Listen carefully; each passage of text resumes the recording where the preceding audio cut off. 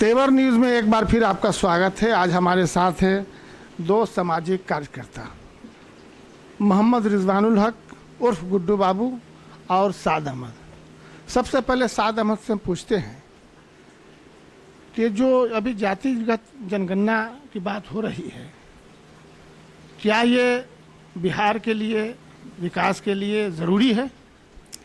नहीं, जहाँ तक जातिगत जनगणना का सवाल है, ये होनी चाहिए, अच्छी बात है। शुरू से ही बहुत सारे समाजवाद के नेता निकले कि उन्होंने कहा कि जिसकी जितनी आबादी उसकी उतने सत्ता में साझेदारी।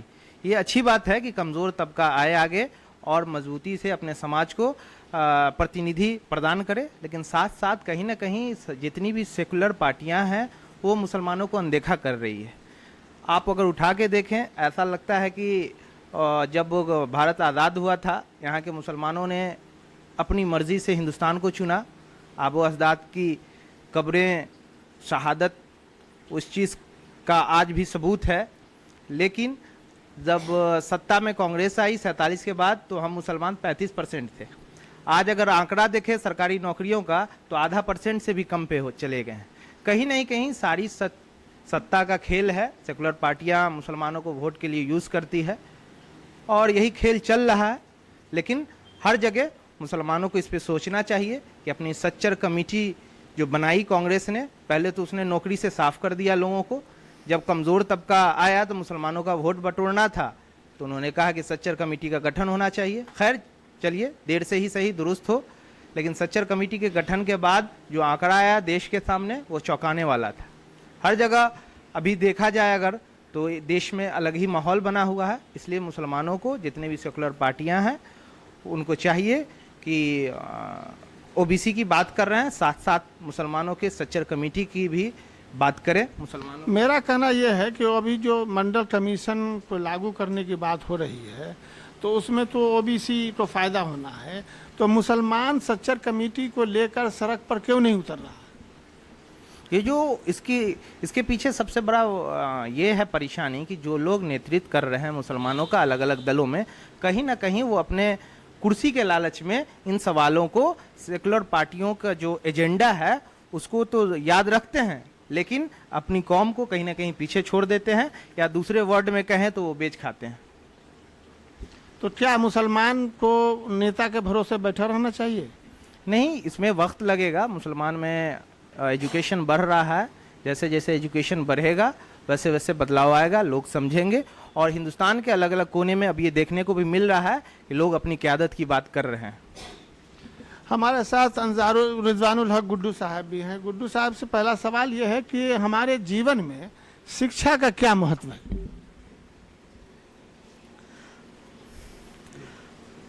हमारे जीवन में, हमारी ज़िंदगी में शिक्षा का बहुत महत्व है।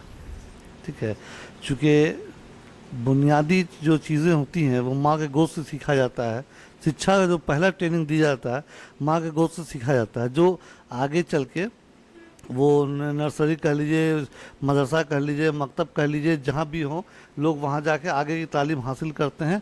और जो जितना ज़्यादा अच्छे से तालीम हासिल किए, वो उतना ही अपना और समाज का, देश का नाम रोशन करते हैं।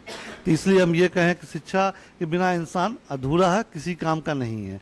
जिसके पास शिक्षा का ज्ञान है वही एक कामयाब इंसान है, और वही कुछ कर सकता है अपने लिए भी, देश के लिए भी, मुल्क के लिए भी, किसी के लिए भी। मुसलमान शिक्षा में क्यों पिछड़ रहा है? मुसलमान शिक्षा में इसलिए पसर रहा है कि उसको सही गाइडलाइन नहीं दिया जाता है। उसको कहा कुछ जाता है और किया कुछ जाता है। सरकारें भी बहुत सारी चीज़ें कहती हैं, चाहे जिस दौर में जो भी सरकार आई हो, वो कहती कुछ है, करती कुछ है। उनका मंशा रहता है सिर्फ बेवकूफ़ बनाना मुसलमानों को, खासकर मुसलमानों को बेवकूफ़ी आज तक बनाया ही जा रहा है।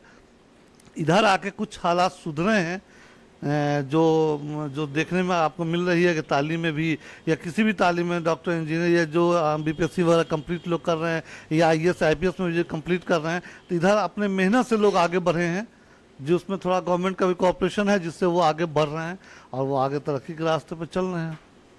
तो मुसलमान अपने हक की लड़ाई लड़ने में भी पिछड़ रहे हैं, नेताओं के भरोसे बैठे रहते हैं, इसमें क्या कहेंगे आप? देखिए सवाल यह है कि चाहे जितनी भी पार्टियां हों उसमें हर पार्टी में एक दो मुसलमान को पार्टी वाले रखते हैं कि हम जैसा कहेंगे वैसा आप कहें। तो मुसलमान तो चूंकि पिछड़ा हुआ है, उसके पास में हर चीज़ की कमी रही, शुरू से रही है, तो अब वो किसी न किसी के सहारे पर रहता है, किसी न किसी नेता के गाइडलाइन में रहता है कि वो जैसा कहेंगे हम वैसा करेंगे। और हर नेता जो है वो बेवकूफ़ी बनाने वाला काम करते हैं, सही रास्ता ही नहीं बताते हैं। जहाँ तक रहा सवाल के सही रास्ते पर, जहाँ तक रहा सवाल ये कि उनको अपना हक लेने के लिए, तो अब बहुत सारी जगह पर देखने को मिल रही है कि लोग अपना हक लेने के लिए आगे बढ़े हैं और उनको सपोर्ट मिलना चाहिए। जो पॉलिटिकल नेता लोग हैं उनको भी सपोर्ट करें। इंशाल्लाह ताला मुसलमान एक दिन आएगा जो अपना हक वो खुद लेंगे नहीं बल्कि छीन के उनसे ले लेंगे, अगर सही रास्ते पर चलें तब।